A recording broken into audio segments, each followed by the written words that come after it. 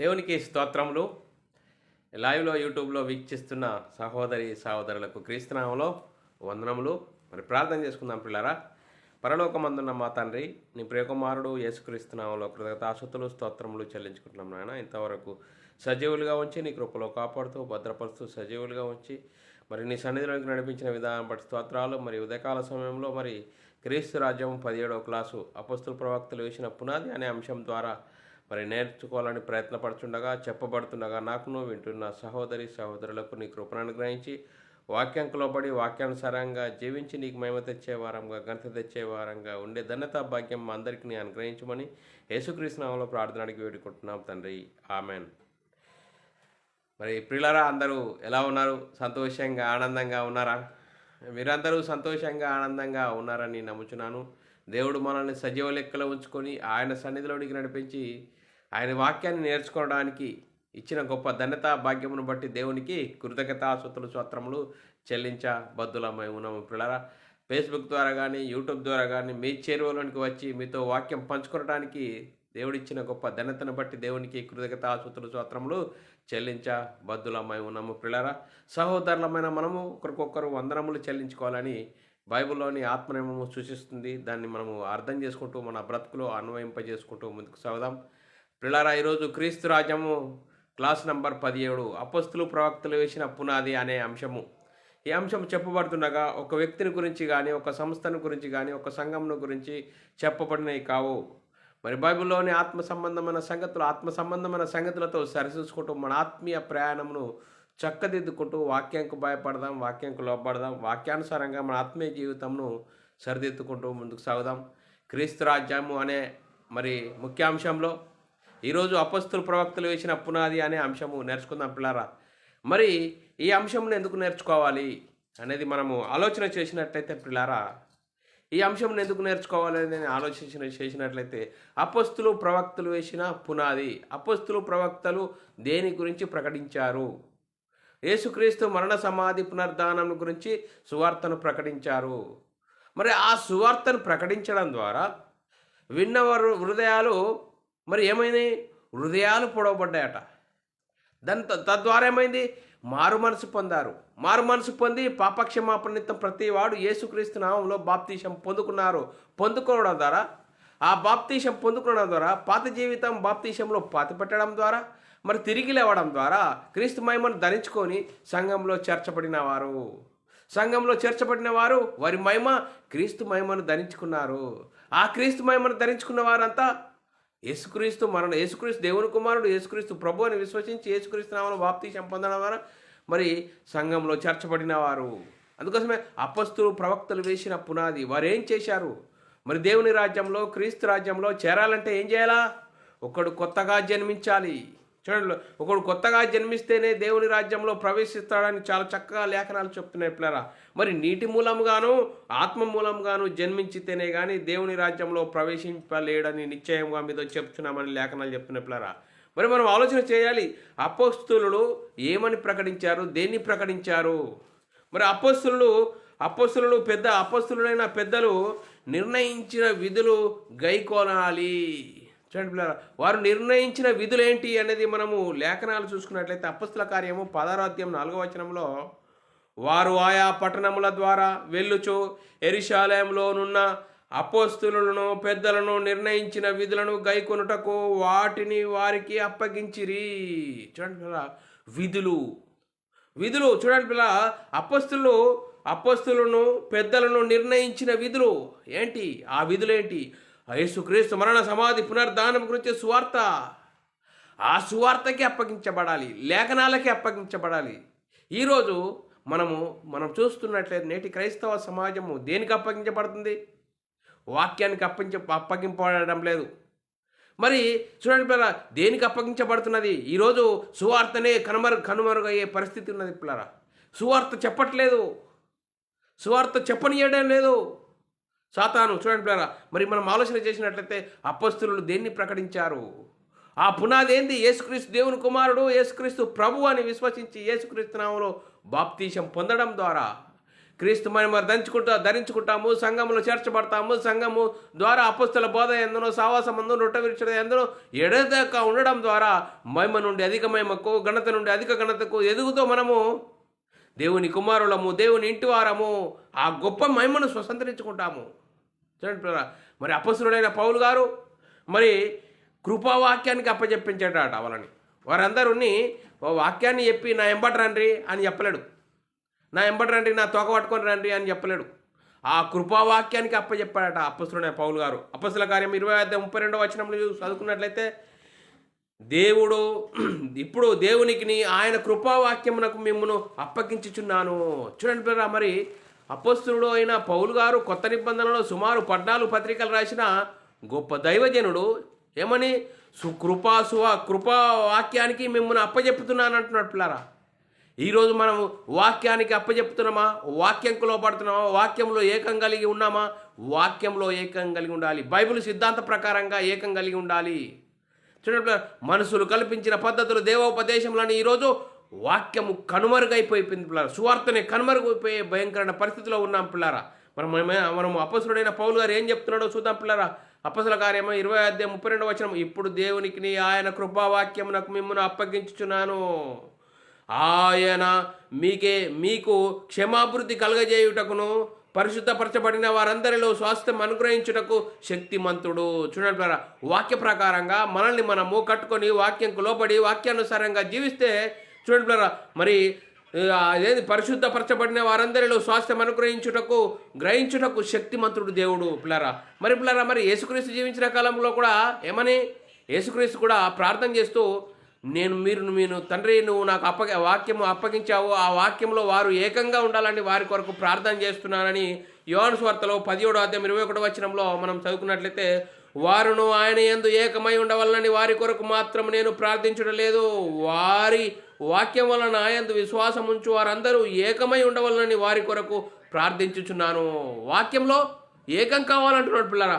మరి ఈరోజు మనము ఆలోచన చేస్తే క్రైస్తవ సమాజము వాక్యంలో బైబిల్ సిద్ధాంత ప్రకారంగా వాక్యంలో ఏకమవుతున్నామా? ఈరోజు మరి డినామినేషన్కి వెళ్ళిపోతున్నామా? చూడండి పిల్లలు, మనం ఆలోచన చేయాలి. వాక్యం ఏం చెప్తే మన హృదయంలో కార్యసిద్ధి చేసేది వాక్యమే పిల్లరా. మనం ఆలోచన చేయాలి. వాక్య ప్రకారంగా మనల్ని మనం కట్టుకోవాలి. అందుకోసమే పిల్లరా, మరి నోటి మాటతో కాకుండా, మనం చెప్పడం నోటి మాటతో కాకుండా మన బ్రతుకు వాక్యానుసారంగా ఉండాలని లేఖనాలు చెప్తున్నాయి పిల్లరా. 2 దెస్సలోనికి రాసిన పత్రిక 2:15 వచనం, కాబట్టి సహోదరులారా, నిలకడగా ఉండి నీ నోటి మాట వలనైనను మా పత్రిక వలనైనను మీకు బోధింపబడిన విధులను చేపట్టుడి. చూడండి, వాక్య ప్రకారంగా ఆ విధులను చేపట్టాలి, ఆ విధుల ప్రకారంగా ఉండాలంటున్నాడు పిల్లరా. మరి చూడండి పిల్లరా, ఆ పునాది మీద మీరు కట్టబడి ఉండాలి. అపొస్తలుల ప్రవక్తలు వేసిన పునాది, కొలస్సీలకు రాసిన పత్రిక 1:23 వచనంలో, పునాది మీద కట్టబడిన వారై స్థిరముగా ఉండి మీరు విన్నట్టు ఆకాశం కింద ఉన్న సమస్త సృష్టికి ప్రకటింపబడినట్టు ఈ సువార్త వలన కలుగు నిరీక్షణ నుండి తొలగిపోక విశ్వాసమందు నిలిచి ఉండిన ఎడల ఇది మీకు కలుగును. పౌలను నేను ఆ సువార్తకు పరిచారకుడనైతిని. చూడండి, ఆ సువార్త వలన మనల్ని మనము కట్టుకోవాలి, వాక్య ప్రకారంగా ఉండాలని అపొస్తలుడైన పౌలు గారు అంటున్న పిల్లరా. మరి క్రీస్తు సువార్తకు తగినట్టుగా ప్రవర్తించండి. చూడండి, ఏమంటున్నారా? క్రీస్తు సువార్తకు తగినట్టుగా వాక్యం ఏం చెప్తుందో దాని ప్రకారంగా బ్రతుకును చక్కదిద్దుకోవాలి. నేనేదో పెద్ద ఫలానా బుడింగాని అది కాదు. ఇడ వాక్యంకు లోపడాలి, ఆత్మనేమంకు లోపడాలి. అపొస్తలులు ప్రవక్తలు దేని గురించి ప్రకటించారు? యేసుక్రీస్తు మరణ సమాధిని గురించి సువార్తను ప్రకటించారు. ఆ సువార్త ప్రకారంగా మనల్ని మనం కట్టుకోవాలి. అందుకోసమే ఫిలిప్పీలకు రాసిన పత్రికలో అపొస్తలుడైన పౌలు గారు చెప్తున్నాడు పిల్లలు, నేను వచ్చి మిమ్మును చూసినను రాకపోయినను మీరు ఏ విషయంలో ఎదిరించు వారికి బెదరక అందరూ ఒక్క భావంతో సువార్త విశ్వాస పక్షమున పోరాడుచు ఏక మనస్సు గలవారై నిలిచి ఉన్నారని నేను మిమ్మును వినులాగున మీరును క్రీస్తు సువార్తకు తగినట్లుగా ఉండాలి. క్రీస్తు సువార్తకు తగినట్లుగా ఉండాలని లేఖనాలు చెప్తున్న పిల్లరా. అపొస్తలులు ప్రవక్తలు వేసిన పునాది మీద మనం కట్టబడాలి. అపొస్తల కార్యం 2:20 వచనంలో, క్రీస్తు యేసే ముఖ్యమైన మూలరాయి అయి ఉండగా అపొస్తలులు ప్రవక్తలు వేసిన పునాది మీద మీరు కట్టబడి ఉన్నారు. చూడండి, అపొస్తలులు ప్రవక్తలు వేసిన పునాది ఏంటి? అనేది మనం ఆలోచన చేసినట్లయితే లేఖనాలు చాలా చక్కగా చెప్తున్నాయి. లేఖనాలకు లోపడాలి. మనం తీసుకున్న బాప్తిసం సరి అయినదా కాదా అని వాక్యము మనము చూడండి పిల్లరా. మరి వాక్యం అనేది అద్దము. ఆ అద్దంలో మనం ముఖం చూసుకున్నప్పుడు ఏం చేస్తుంది? మన ప్రతిబింబమే కనబడుతుంది పిల్లరా. అందుకోసమే వాక్యం అనే వెలుగులో నేను అనే ఈ ఆత్మ రక్షింపబడ్డదా, లేకుంటే శరీర ప్రకారంగా అనే ఒక భ్రమలో ఉన్నామా? ఆ భ్రమలో నేను క్రైస్తవుడను, నేను క్రైస్తవురాలను, నేను సంఘం కట్టుకున్నాను, సంఘానికి పోతున్నాను, అత్తున్నాను, పోతున్నాను, మరి అలాంటి పరిస్థితిలో ఉన్నావా? శరీరం అనే ఒక భ్రమలో ఉంటే మరి మరణిస్తే భయంకరమైన పాతాళానికి జారిపోయే భయంకరమైన ప్రమాదం ఉన్నది. ఆ ప్రమాదాన్ని నుంచి తప్పించడానికి అపోస్తులు ప్రవక్తలు వేసిన పునాదిలో వారు ఏమని చేశారు? ఏమని ప్రకటించారు? యేసుక్రీస్తు మరణ సమాధి పునరుద్ధానం గురించి సువార్తను ప్రకటించారు. పిల్లారా, మనం యూదా రాసిన పత్రిక 1వ అధ్యాయం 18వ వచనంలో మన ప్రభు అయిన యేసుక్రీస్తు అపోస్తులు పూర్వమందు మీతో చెప్పిన మాటలను జ్ఞాపకం చేసుకోండి. అపోస్తులు ప్రవక్తులు పూర్వమందు ఏం చెప్పారు? యేసుక్రీస్తు మరణ సమాధి పునరుద్ధానం గురించి సువార్తను ప్రకటించారు. ఆ సువార్తకు లోబడి ఉండాలి, ఆ సువార్తను కట్టుబడి ఉండాలి అని లేఖనాలు చెప్తున్న పిల్లరా. 2వ తిమోతి రాసిన పత్రిక 2వ అధ్యాయం 8వ వచనము నా సువార్త ప్రకారము. చూడండి పిల్లరా, మరి పౌలు గారికి ఒక సువార్త ఉందా? పౌలు గారి సువార్త ఏంది? యేసుక్రీస్తు మరణ సమాధి గురించి సువార్త. నా సువార్త ప్రకారము దావీదు సంతానంలో పుట్టి మృతులలో నుండి లేచిన యేసుక్రీస్తును జ్ఞాపకం చేసుకోండి. యేసుక్రీస్తుని ఎందుకు జ్ఞాపకం చేసుకోవాలి? యేసుక్రీస్తు ఎవరు? యేసుక్రీస్తు ఎందుకు వచ్చాడు? యేసుక్రీస్తు మరి ఈ లోకానికి రావడానికి గల కారణం ఏంటి? ఈ లోకానికి వచ్చి ఏం చేశాడు అనేది జ్ఞాపకం చేసుకోండి. యేసుక్రీస్తు ఈ లోకానికి వచ్చి మరణంలో నిరర్ధకం చేశాడు, జీవమును అక్షయతను సువార్త వలన వెలుగులోని తీసుకొని ఆ సువార్తను ప్రకటించండి, ఆ సువార్తకు లోబడండి అని లేఖనాలు చెప్తున్న పిల్లరా. మీరు ఈ సంగతులను తెలుసుకొని మీరు అంగీకరించిన సత్యమందు స్థిరపరచబడి ఉన్నను, వీటిని గురించి ఎల్లప్పుడూ మీకు జ్ఞాపకం చేయుటకు సిద్ధంగా ఉన్నానని ఆ పేతురు గారు అంటున్నాడు పిల్లరా. మీకు మరి ఎల్లప్పుడూ వాక్యమే ఆత్మ సంబంధమైన సంగతులే అని లేఖనాలు చెప్తున్నాయి పిల్లరా. 2వ పేతురు రాసిన పత్రిక 1వ అధ్యాయం 10 నుంచి 15 వచనాల్లో చాలా చక్కగా మరి లేఖనాలు చెప్తున్నాయి పిల్లరా. మరి పేతురు గారు ఎల్లప్పుడూ మీకు మీ వాక్యంలో మీరు స్థిరపడి ఉన్నాను, సత్యమందు స్థిరపడి ఉన్నాను, వీటిని గురించి ఎల్లప్పుడూ మీకు జ్ఞాపకం చేయుటకు సిద్ధముగా ఉన్నాను. నేను మరణమయ్యే సమయం వచ్చింది, నేను మరణిస్తున్నా కానీ ఈ వాక్యాన్ని మేము సిద్ధపరిచాను, అవన్నిటిని జ్ఞాపకం చేసుకోండి అని లేఖనాలు చెప్తున్న పిల్లారా. లేఖనాలు చదువుకున్న పిల్లారా. 2వ పేతురు రాసిన పత్రిక 1వ అధ్యాయము 10 నుంచి 15 వచనాలు. అందువలన సహోదరులారా, మీ పిలుపును ఏర్పాటును నిశ్చయం చేసుకున్నటకు మరీ జాగ్రత్త పడుడి. మీరిట్టి క్రియలు చేయువారైతే ఎప్పుడునూ తొట్టిల్లరు. అలాగునే మన ప్రభువును రక్షకుడును యేసుక్రీస్తు యొక్క నిత్య రాజ్యంలో ప్రవేశము మీకు సమృద్ధిగా అనుగ్రహింపబడును. కాబట్టి మీరు ఈ సంగతులు తెలుసుకొని మీరు అంగీకరించిన సత్యమందు స్థిరపడి ఉన్నను, వీటిని గురించి ఎల్లప్పుడూ మీకు జ్ఞాపకం చేయుటకు సిద్ధంగా ఉన్నాను. మరియు మన ప్రభు అయిన యేసుక్రీస్తు నాకు సూచించిన ప్రకారము నా గుడారము త్వరగా విడిచిపెట్టవలసి ఉన్నదని ఎరిగి. చూడండి పిల్లరా, నేను చనిపోయే పరిస్థితి నాకు ఆసన్నమైంది అని చెప్తున్నాడు పిల్లరా పేతురు గారు. నేను ఈ గుడారంలో ఉన్నంత కాలము ఈ సంగతులు జ్ఞాపకం చేసుకొని మిమ్మును రేపుటకు న్యాయమని ఎంచుచున్నాను. చూడండి పిల్లరా, నేను ఈ గుడారంలో, అంటే ఈ శరీరం అనే ఈ గుడారంలో నేను అనే ఈ ఆత్మ ఉన్నంత వరకు ఈ వాటిని అపోస్తులు ప్రవక్తలు దేన్ని గురించి ప్రకటించారంటే యేసుక్రీస్తు మరణ సమాధి పునరుద్ధానం గురించి మరి ఆత్మ సంబంధమైన సంగతులు నేను మీకు ప్రకటిస్తున్నాను. వీటిని రేపుటకు నాకు ఉన్నదని చెప్తున్నట్లు, నేను మృతి పొందిన తర్వాత కూడా మీరు నిత్యము వీటిని జ్ఞాపకం చేసుకున్నట్లు జాగ్రత్త చేతును. చూడండి, నిత్యము అపోస్తులు ప్రవక్తలు వేసిన పునాది, అపోస్తులు ఆత్మనేమము, ఇవన్నీ నిత్యము మీరు ప్రతి జ్ఞాపకం చేసుకోవాలని లేఖనాలు చెప్తున్నాయి పిల్లరా. అందుకోసమే అపోస్తులే కానీ అపోస్తులుడైన పౌలు గారు వారు చేసే బోధ మనుషులను సంతోషపెట్టే బోధ చేయలేరు. చూడండి, ఈరోజు క్రైస్తవ సమాజంలో ఏం జరుగుతుందంటే మనుషులను సంతోషపెట్టే బోధ. ఏంటండి? మనుషులను సంతోషపెట్టే బోధ. చూడండి, అలాంటి బోధ చేస్తే వారెవరు? మనుషులను సంతోషపెట్టే బోధ చేసేవారు సాతాను సంబంధులని లేఖనాలు చెప్తున్న పిల్లరా. మరి దేవుణ్ణే సంతోషపెట్టాలి. దేవుడు అందరి హృదయాలను తేటతెల్లంగా కనబడుతున్నాయి. దేవుడు అందరి హృదయాలను ఎరిగినవాడు, అందరికంటే అధికుడు. కాబట్టి దేవుడు ఏం చెప్తున్నాడు, దేవుడు ఏం చెప్పాడు, ఆ దేన్ని చెప్పమన్నాడు దాన్నే చెప్పాలి. మొదటి దశలోనికి రాసిన పత్రిక 2వ అధ్యాయం 4 నుంచి 6 వచనాల్లో చాలా చక్కగా రాయబడ్డది. సువార్త మాకు అప్పగించుటకు యోగ్యులమని దేవుని వలన ఎంచబడిన వారమై. చూడండి పిల్లరా, సువార్త ఏంటండి? దేవుని వలన చూడండి, సువార్త మాకు అప్పగించుటకు యోగ్యులమని దేవుని వలన ఎంచబడిన వారమై మనుషులను సంతోషపెట్టు వారం కాక హృదయమును పరీక్షించి దేవునినే సంతోషపెట్టే వారమై బోధించుచున్నాము. మీరెరిగి ఉన్నట్లు మేము ఇచ్చకపు మాటలైనను ధనాపేక్షను కప్పిపెట్టు వేషమునైనను ఎన్నడూ వినియోగించలేదు. ఇందుకు దేవుడు సాక్షి. చూడండి పిల్లరా, మేము క్రీస్తు యొక్క అపస్తులమై ఉన్నందున అధికారం చేయుటకు సమర్థులమై ఉన్నను. మీ వలననే గాని ఇతరుల వలనే గాని మనుషుల వలన కలుగు ఘనత మేము కోరలేదు. చూడండి పిల్లరా, ఈరోజు ధనాపేక్షను కప్పిపెట్టేవారు ఉన్నారు. చూడండి, మనుషులను సంతోషపెట్టే బోధ చేసేవారు ఉన్నారు. చూడండి పిల్లరా, మరి మనం ఆలోచన చేయాలి. ఆయన పెద్దవారండి. పెద్దవారైతే ఎవరికండి? వాక్యంకు పెద్దనా? వాక్యం ముంగట ఎవరు పెద్దవారు కాదు, వాక్యంకు లోబడవాలి. అందరూ ఆత్మనియమంకు లోబడాలి. అందుకోసమే పౌలు గారు చాలా సూటిగా చెప్పాడండి, నిర్ముమ్మాటంగా చెప్పాడండి. వాక్యం అండి అపొస్తలుడైన పౌలు గారు రాసిన సువార్తలలో అద్భుతం అండి. అర్థం చేసుకోవాలండి, అర్థం చేసుకునే శక్తి ఉండాలి, అర్థం చేసుకునే బైబిల్ సిద్ధాంతకు లోబడాలి. ఆ లోబడితేనే వాక్యం అర్థమవుతుంది. కానీ అవ్వండి ఈరోజు నాకు సూటిగా చెప్పాడండి, నీకు సూటిగా కాదండి, వాక్యం నిన్ను సరిదిద్దుకోమని వాక్యం నిన్ను హెచ్చరిస్తున్నప్పుడు లోబడాలి.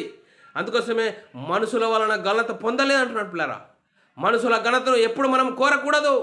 అది కోరేవాడు ఎవడంటే సాతాను తానే వెలుగుదూత వేషం ధరించుకొని వాని పరిచారకులను నీతి పరిచారకుల వేషము ధరింపజేసుకొని మనుషులు కల్పించిన సిద్ధాంతాల వైపు వెళ్ళిపోతున్నారు పిల్లరా.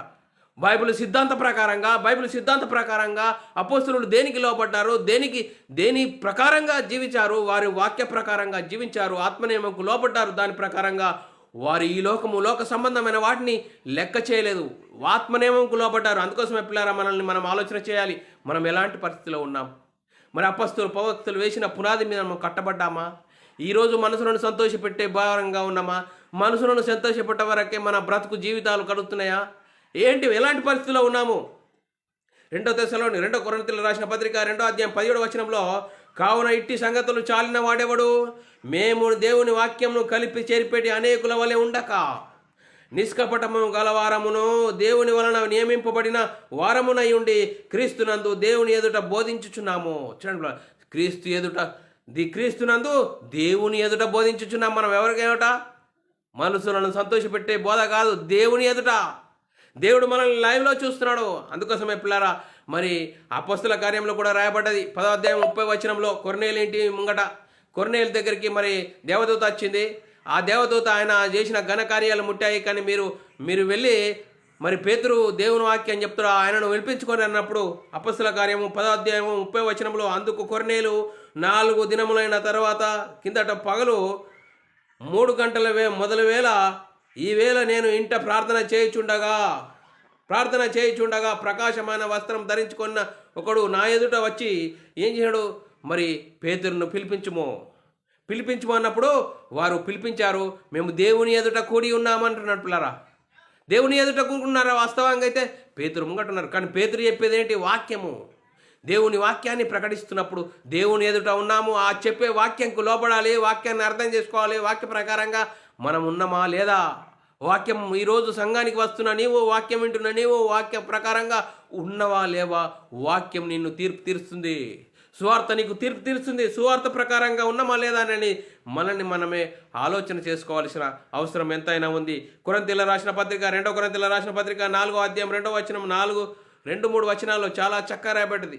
అయితే కుయిత్తిగా నడుచుకొనకయో, దేవుని వాక్యమును వంచనగా బోధింపకయో, సత్యమును ప్రత్యక్షపరచబడాలన్న ప్రతి మనుషుని మనస్సాక్షి ఎదుట మమ్మును మేమే దేవుని సముఖమందు మెప్పించుకొనుచు అవమానకరమైన కార్యములను విసర్జించి ఉన్నాము. చూడండి పిల్లరా, వాక్యం ద్వారా అవమానకార్యములైన రహస్య కార్యాలు వెళ్ళిపోవాలి. చూడండి పిల్లరా, ఈరోజు మనము హృదయం అన్నం తింటామండి. అన్నం తిన్న తర్వాత అన్నం అరిగిన తర్వాత ఏమైతే మలమూత్రవిసర్జన చేస్తామండి. చేయకుంటే ఏమవుతుందండి, పెంత మరి ఏదో మన మన శరీరము ఏదో వేడెక్కినట్లుగా నొప్పులు ఇవన్నీ స్టార్ట్ అవుతాయి. ఎందుకో విసర్జన చేయాలి. చూడండి, వాక్యం విన్న తర్వాత వాక్యం ఏం చెప్తుందో వాక్య ప్రకారంగా ఆత్మనియమంకు లోపడాలి, దాని ప్రకారంగా సువార్తకు లోపడాలి.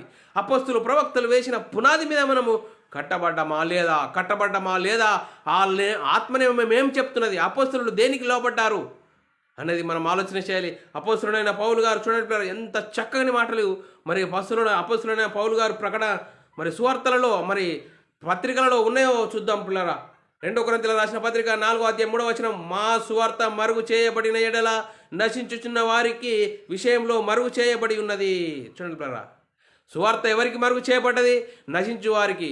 సువార్త చెప్తామనుకో, సువార్త చెప్తే వాడికి పని లేదు, ఒక పని లేదు, పాట లేదు అనేవారు ఉంటారు, వాళ్ళు నశించిపోయేవారు. మరి సువార్త ఎవరి విషయంలో?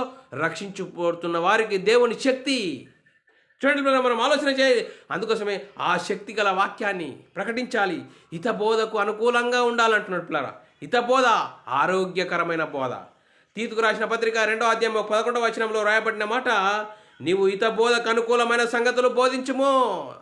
పౌలు గారు తీతు నువ్వేం చేయాలా? హితబోధకు అనుకూలమైన సంగతులు, ఆరోగ్యకరమైన బోధ. ఈరోజు ఆరోగ్యకరమైన బోధ కనుమరుగైపోయింది. అందరూ ప్రకటిస్తున్నారు. ఏం ప్రకటిస్తున్నారు? యేసుక్రీస్తు మరణ సమాధి పునర్ధానమును గురించి ప్రకటించాలి. ఆ సువార్తను ప్రకటించాలి. ఆ సువార్తలో ఉంది దేవుని శక్తి. ఆ దేవుని శక్తిని గురించి అపొస్తలులు ప్రకటించారు. అపొస్తలులు ప్రవక్తలు వేసిన పునాది అదే. 1 పేతురు రాసిన పత్రిక 4వ అధ్యాయం 11వ వచనంలో, ఒకడు బోధించిన ఎడల దేవోక్తులు బోధించినట్లు బోధింపవలను. చూడండి పేరా, ఒకడు బోధిస్తే ఏం చేయండి? దేవుని మాటలను బోధించినట్లు బోధించవలను. ఒకడు ఉపచారం చేసిన ఎడల దేవుడు అనుగ్రహించు సామర్థ్యము నొంది చేయవలను. దేవుడు అన్నిటిలోనూ యేసుక్రీస్తు ద్వారా మహిమపరచబడును. యుగ యుగములు మహిమయు ప్రభావమును ఆయన కుండును గాక. ఆమెన్. చూడండి పిల్లరా, అలా జరగాలి అంటున్నాడు పిల్లరా. మనం ఎలాంటి పరిస్థితిలో ఉన్నాం? దేవుని వాక్యము దగ్గరికి వచ్చి మనసులను సంతోషపెట్టే బోధ చేస్తున్నామా? మనుషుల సిద్ధాంతం ప్రకారంగా మనము బైబిల్ సిద్ధాంతకు విరుద్ధంగా ప్రకటిస్తున్నామా? అలాంటి ప్రకటించకూడదు. అలా ప్రకటిస్తే వాక్యంకు విరుద్ధమని చెప్తున్న లేఖనం పిల్లరా. అందుకోసమే రక్షణ గురించి మనం ఆలోచన చేసినట్లయితే యూదా రాసిన పత్రిక 1వ అధ్యాయం 3వ వచనం, ప్రియులారా, మనకందరికీ కలిగడి రక్షణను గురించి మీకు వ్రాయవలన విశేష ఆసక్తి గలవాడనై ప్రయత్నపడుచుండగా పరిశుద్ధులకు ఒక్కసారి అప్పగింపబడిన బోధ నిమిత్తం మీరు పోరాడవల్లని మిమ్మును వేడుకొనుచు మీకు రాయిచున్నాను. చూడండి, పరిశుద్ధులకు ఒక్కసారి అప్పగింపబడిన బోధ, దాని నిమిత్తమే మనం పోరాడాలి, కడుపు కోసం కాదు. చూడండి, ఏదో ముసుగు వేసుకొని నేను క్రైస్తవుడునని ఆ ముసుగులో నువ్వు శరీర సంబంధమైన భ్రమలు, శరీరాన్ని ఒక భ్రమలో ఉండి నువ్వు బోధిస్తే, ఆత్మనియమంకు లోబడకుండా మనుషులు కల్పించిన పద్ధతులకు లోబడితే చాలా భయంకరమైన పరిస్థితి. ఆ భయంకరమైన పరిస్థితి నుంచి ఇకనైనా నువ్వు అపొస్తలులు ప్రవక్తలు వేసిన పునాది మీద కట్టబడ్డావా? ఆత్మనియమంకు లోబడ్డావా? అపొస్తలుల ప్రకారంగా మన ఆత్మీయ జీవితం ఉన్నదా లేదా లేదని మనల్ని మనమే ఆలోచన చేసుకోవాల్సిన అవసరం ఉంది. అలాంటి బోధ మీద అపొస్తలుల ప్రవక్తలు వేసిన పునాది మీద కట్టబడ్డప్పుడు మరి ఎప్పుడు ఎల్లప్పుడూ విజయోత్సవంగా ఊరేగించే పరిస్థితి ఉంటుంది. అప్పుడు దేవునికి మహిమకరంగా నడుస్తుంది అని లేఖనం చెప్తుంది పిల్లరా. 2 కొరింథీయులకు రాసిన పత్రిక 2వ అధ్యాయం 14 నుంచి 16 వచనాల్లో చాలా చక్కగా రాయబడ్డది. అపొస్తలుడైన పౌలు గారు కొరింథీ సంఘంతో చెప్తున్నాడు పిల్లరా, మా ద్వారా ప్రతి స్థలమందును క్రీస్తుని గురించిన జ్ఞానం యొక్క సువాసనను కనపరచుచు ఆయనే యందు మిమ్మును ఎల్లప్పుడూ విజయోత్సవంతో ఊరేగించుచున్న దేవునికి స్తోత్రము. రక్షింపబడి వారి పట్ల, నశించు వారి పట్ల మేము దేవునికి క్రీస్తు సువాసన అయి ఉన్నాము. నశించు వారికి మరణార్థమైన మరణపు వాసనగాను, రక్షింపబడుతున్న వారికి జీవార్థమైన జీవపు వాసనగా ఉన్నాము. చూడండి పిల్లరా, రక్షించబడి వారికి రక్షించు వాసనగా ఉన్నాము, జీవపు వాసనగా ఉన్నాము. మరి నశించు వారికి మరణపు వాసనగా ఉన్నామని అపొస్తలుడైన పౌలు గారు అంటున్నారు. ఏ విధంగా మనం ఎలాంటి పరిస్థితిలో ఉన్నాము మనల్ని మనమే ఆలోచన చేయాలి. మరి చూడండి పిల్లరా, దేవుని ఎదుట యోగ్యునిగాను, మరి సిగ్గుపడనక్కరలేని పనివానిగాను, సత్యవాక్యాన్ని సరిగ్గా విభజించేవానిగా ఉండాలి. సేవకుడు పని ఏంటి? వాక్యం వచ్చినప్పుడు చూడండి పిల్లలు, ఈ లోకపరంగా మనము అక్క సుట్టం అయితే లెక్క సుట్టం అంటారు. ఈ లోకపరంగా చూడండి, మనం వాక్యం కడిగతే వాక్యమే ఆత్మీయత స్థితి వాక్యంకు లోపడాలి. మనం వాక్య ప్రకారంగా మనల్ని మనం కట్టుకోవాలి. 2 తిమోతి రాసిన పత్రిక 2వ అధ్యాయము 15 నుంచి 17 వచనాల్లో చాలా చక్కగా రాబడ్డది. దేవుని ఎదుట యోగ్యునిగాను, సిగ్గుపడనక్కరలేని పనివానిగాను, సత్యవాక్యమును సరిగ్గా విభజించువానిగాను, నిన్ను నీవే దేవునికి కనపరుచుకొనుటకు జాగ్రత్త పడుము. దైవజనుడు సన్నద్ధుడై ప్రతి సత్కార్యమునకు పూర్ణముగా సిద్ధపడి యుండునట్లు దైవావేశం వలన కలిగిన ప్రతి లేఖనమును ఉపదేశించుటకు, ఖండించుటకు, తప్పుదిద్దుటకు, నీతి యందు శిక్ష చేయుటకు ప్రయోజనకరమై ఉన్నది. చూడండి, వాక్యం ఏందండి? వాక్యం ఎంత విలువైనది. అందుకోసమే దైవజనుడు ఎలా సన్నద్ధుడు కావాలి. సన్నద్ధుడు అంటే వాక్యాన్ని చదవాలి, అర్థం చేసుకోవాలి. ఆ వాక్యాన్ని మన బ్రతుకులు అనుసరింప చేసుకుంటూ వాక్యం చెప్పడమే కాదు, వాక్యానికి లోబడాలి, అనుసరించాలి, దాన్ని ప్రకటించాలి, సువార్తను ప్రకటించాలి. అపోస్తులు ప్రవక్తలు వేసిన పునాదిని ప్రకటించాలి. అందుకోసమే వాక్యము ఖండించుటకు, తప్పుదిద్దుటకు, నీతి యందు శిక్ష చేయుటకు ప్రయోజనకరమై ఉన్నది. అందుకోసమే అపోస్తుడైన పౌలు గారు తిమోతి నువ్వేం ప్రకటిస్తున్నావో ఆ ప్రకటించే వాక్యమును నిన్ను నీ బోధ సరిగా చేసుకో, నువ్వు వినువారిని రక్షించుకుందువు అని లేఖనాలు చెప్తున్నాయి. పిల్లరా, 1 తిమోతి రాసిన పత్రిక 4వ అధ్యాయం 16వ వచనంలో నిన్ను గురించియో నీ బోధన గురించియో జాగ్రత్త కలిగి ఉండము, వీటిలో నిలకడగా ఉండము, నీవిలాగూ చేసి నిన్నును నీ బోధ వినువారిని రక్షించుకుందువు. చూడండి పిల్లరా, మనం బోధించే బోధ ఎలా ఉండాలట? సరిగా ఉండాలి, ఆత్మనియమంకు లోబడి ఆత్మానుసారంగా ఉండాలి. అందుకోసమే మనం బోధించే బోధ సరి అయితే అందరూ వాక్యానుసారంగా సరి అయిన రక్షణలోకి వెళ్తారు. లేకుంటే మనుషులు కల్పించిన పద్ధతులను మన బూర ఎలా ఉండాలా? స్పష్టమైన బూరధ్వని. యేసుక్రీస్తు ఎవరు, ఎందుకు వచ్చాడు, ఏం చేశాడు, ఆ చేయడం ద్వారా యేసుక్రీస్తుకు నమ్ముకోవడం ద్వారా ఏంటికి శరీర సంబంధమైన లాభమా, ఆత్మ సంబంధమైన లాభమా, దేనికి రక్షణ? ఆ క్లారిటీ ఉండాలి. స్పష్టమైన బూరధ్వని ఉన్నప్పుడే రక్షణ అనేది కలుగుతుంది. ఆ రక్షణ మనము సువార్తనే తప్పుగా బోధిస్తే, యేసుక్రీస్తుకు రండి, లోకంలో మీకు ఏది లేదా, మీకు ఏమి లేదా, పిల్లలు లేరా, శరీర సంబంధమైన సమస్యల శరీర సంబంధమైన వాటిని గురించి యేసుక్రీస్తు ఎదుకు రాకూడదు, యేసుక్రీస్తును నమ్మకూడదు అని లేఖనం చెప్తుంది. ఆత్మరక్షణ, నిత్య జీవము, పరలోక ప్రాప్తి, దాని గురించి యేసుక్రీస్తుకు రావాలి. యేసుక్రీస్తును విశ్వసించాలి. యేసుక్రీస్తును నమ్ముకుంటే దేవుని కుమారులము, దేవుని ఇంటి వారం అవుతామని సువార్త స్పష్టంగా చెప్పాలి అని లేఖనాలు చెప్తున్నారు. పిల్లరా, 1 కొరింథీయులకు రాసిన పత్రిక 14వ అధ్యాయం 8వ వచనము, మరియు బూర స్పష్టము కాని ధ్వని ఇచ్చినప్పుడు యుద్ధంలోకి ఎవడు సిద్ధపడడును? చూడండి పిల్లరా, యుద్ధానికి ఎప్పుడు సిద్ధపడతారటండి? చూడండి పిల్ల, ఇంతకుముందు బురుజులు, కోటల మీద ఒక దేశానికి ఏం చేస్తారు? బురుజులు, కోటలు ఉండేవి. ఆ కోటలు ఉన్నప్పుడు యుద్ధానికి ఒక వాయిస్ ఎత్తురు, యుద్ధంకు ఒక బూర ఊదేవారు. ఆ బూర ఊదినప్పుడు ఈరోజు యుద్ధానికి సిద్ధంగా ఉండాలి.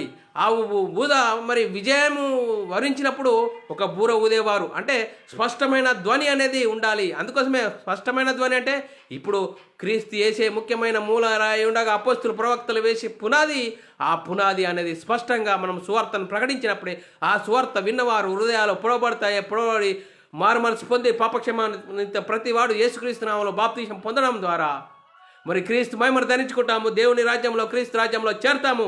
అలాంటి స్పృహలు, ఆలోచనలు మనం ఉన్నామా లేదా అనేది మనం ఆలోచన చేయాలి. తీతుకు రాసిన పత్రిక 2వ అధ్యాయం 8వ వచనంలో నీ ఉపదేశమును మోసం లేనిది గాను, మాన్యమైనది గాను, నిరాక్షేపమైన హితవాక్యంతో కూడినది ఉండవలెను. చూడండి బ్రదరా, మన ఉపదేశం ఏంది? మోసం లేనిది గాను, ఉన్నట్లుగా, తెల్లముగా మనం ఉన్నట్లుగా ప్రకటించాలి. కలిపి చేర్పకూడదు. మోసం లేనిది గాను, మాన్యమైనది గాను, నిరాక్షేపమైన హితవాక్యమును కూడినదై ఉండవలెను. హితవాక్యము ఆరోగ్యకరమైన వాక్యమే మనము ప్రకటించాలి. కానీ మనసులు కల్పించిన పద్ధతులు, దేవోపదేశములని, ఆయన పెద్ద ఆయనండి, ఆయనకు 100 సంఘాలు ఉన్నాయని ఆయన చెప్పింది చెప్పాలంటే అది కాదు. వాక్యమే మరి ఆత్మనేమంకు లోబడాలి, ఆత్మనేమంకు లోబడాలి, మనసులను సంతోషపెట్టే బోధ చేయకూడదు అని లేఖనం చెప్తుంది. అలాంటి జీవితం జీవించినప్పుడు దేవునికి మహిమకరంగా జీవించే పరిస్థితి ఉంటుంది పిల్లారా. అందుకోసమే పిల్లారా 2 కొరింథీయుల రాసిన పత్రిక 2వ అధ్యాయం 17వ వచనము, కావున ఇట్టి సంగతులు సాలిన వాడెవడు, మేము దేవుని వాక్యంను కలిపి చేర్పేడు అనేకుల వలె ఉండక నిష్కపట్యం గలవారమును దేవుని వలన నియమింపబడిన వారమునై ఉండి క్రీస్తునందు దేవుని ఎదుట బోధించుచున్నాము. క్రీస్తునందు దేవుని ఎదుట బోధిస్తున్నాము.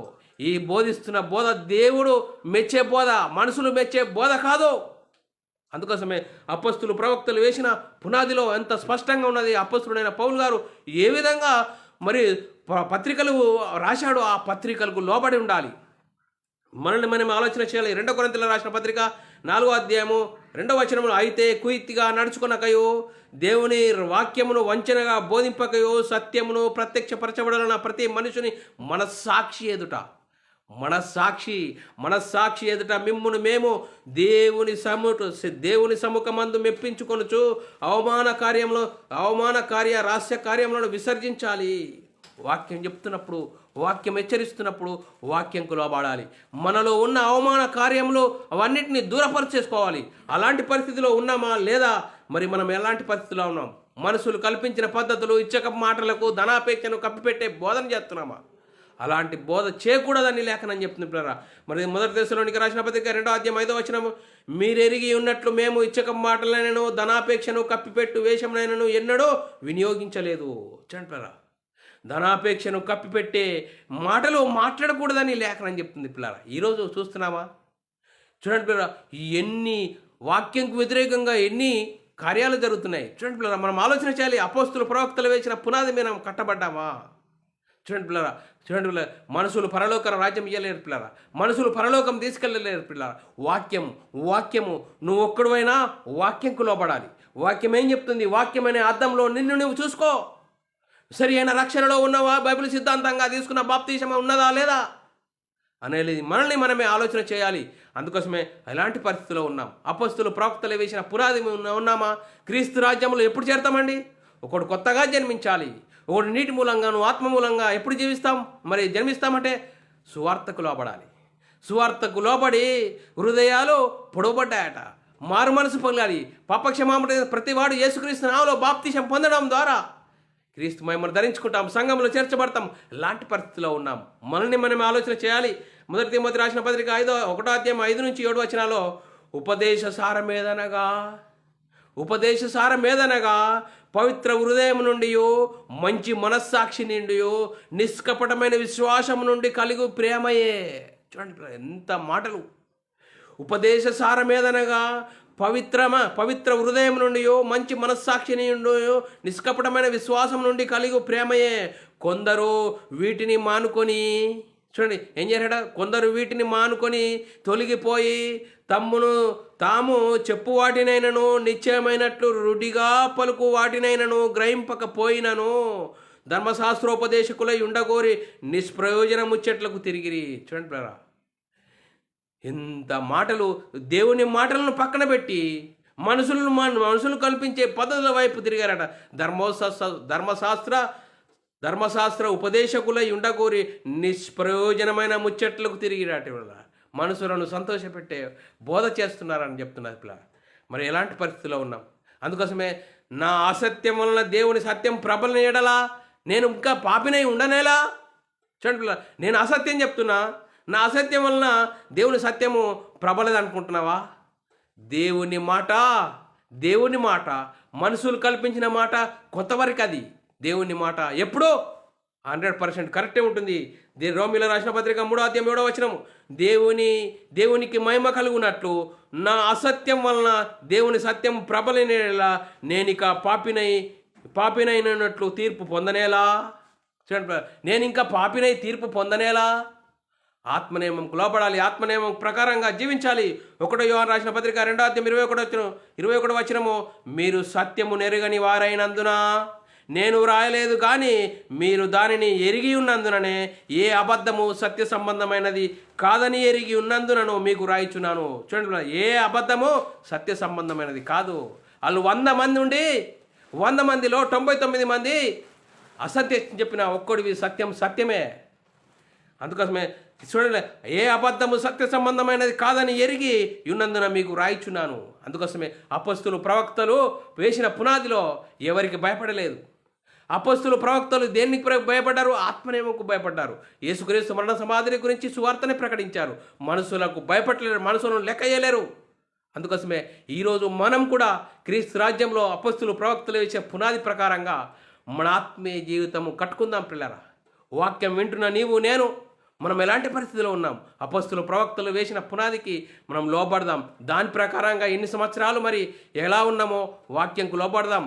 దేవుడు మనల్ని లైవ్లో చూస్తున్నాడు. దేవుడు అందరి హృదయాలను మరి చూసేవాడు. అందరి హృదయముల కంటే అధికుడు. వాక్యంకు లోబడదాం, వాక్యానుసారంగా జీవిద్దాం. చూడండి పిల్లల, ఈ ఆత్మనియమంకు లోబడకుండా సాతాను ఏం చేస్తుండట? వాడి నియమం తీసుకొచ్చి పెడుతున్నాడట. వాడి నియమం ఏంటో మళ్ళా వారంలో నేర్చుకుందాం పిల్లరా. మరి ఇంతవరకు మనం నేర్చుకున్నాం. ప్రతి లేఖనం ప్రతి ఒక్కరి హృదయంలో నీరు గట్టి ఫలింపజేయను గాక. ఆమెన్. అందరికీ వందనములు, దేవునికి స్తోత్రాలు. ప్రార్థన చేసుకుందాం పిల్లరా. పరలోకమందున్న మా తండ్రి, నీ ప్రియకుమారుడు యేసుక్రీస్తు నామములో కృతజ్ఞతాస్తుతులు స్తోత్రములు చెల్లించుకుంటున్నాం నాయన. ఇంతవరకు సజీవులుగా ఉంచి నీ కృపలో కాపాడుతూ భద్రపరుస్తూ అపొస్తలులు ప్రవక్తలు వేసిన పునాదిలో మేము కట్టబడ్డామా లేమా అని ఇంతవరకు వాక్యాలు ఎన్నో విధాలుగా హెచ్చరించిన విధానం బట్టి స్తోత్రాలు. అపొస్తలులు ప్రవక్తలు యేసుక్రీస్తు మరణ సమాధి పునరుద్ధానం గురించి సువార్తను ప్రకటించారు. ఆ సువార్తను విని హృదయాలు పొడవబడ్డప్పుడు మారు మనసు పొందారు. పాపక్షమాపణ యేసుక్రీస్తు నామములో బాప్తిసం పొందారు. అప్పుడు క్రీస్తు మహిమను ధరించారు. ఆ మహిమను ధరించుకున్నవారు మరి అపొస్తల బోధనను సహవాసమందును ఏడదాక ఉన్నారు. సంఘంలో చేర్చబడ్డారు. మహిమ నుండి అధిక మహిమకు, ఘనత నుండి అధిక ఘనతకు ఎదుగుతూ ముందుకు సాగారు పిల్లలు. అలాంటి పరిస్థితుల్లో మేము ఉండుటకు మీ గొప్ప భాగ్యాన్ని మాకు అనుగ్రహించిన స్తోత్రాలు. విన్న వాక్యాన్ని విడిచిపెట్టకుండా విన్న మాట ప్రకారం మా ఆత్మీయ జీవితంలో కట్టుకొని మమ్మల్ని మేము సరిదిద్దుకొని నీకు మహిమ తెచ్చేవారంగా, ఘనత తెచ్చేవారంగా ఉండే ధనత భాగ్యం మా అందరికీ అనుగ్రహించినందుకు కృతజ్ఞతాస్తుతులు స్తోత్రం చెల్లించుకుంటూ యేసుక్రీస్తు నామములో ప్రార్థన అడిగి పెట్టుకుంటున్నాం తండ్రి. ఆమేన్. పిల్లారా, మరి ఇలాంటి అంశాలు వినాలనుకుంటున్నారా? యూట్యూబ్ సెర్చ్లో BW అకాడమీ ఛానల్ సబ్స్క్రైబ్ చేసుకోండి. అలాగే బైబుల్ విజ్డమ్ అకాడమీ బేరన్ ఛానల్ సబ్స్క్రైబ్ చేసుకోండి. మీరు వినండి, అనేకులకు షేర్ చేయండి. మీ వ్యక్తిగత ప్రార్థనలో మా పరిచయ నిమిత్తం ప్రార్థనలో జ్ఞాపకం చేసుకోవాల్సినదిగా క్రీస్తు ప్రేమను బట్టి బతిమాలకు వచ్చినాను. అందరికీ వందనములు, దేవునికి స్తోత్రాలు.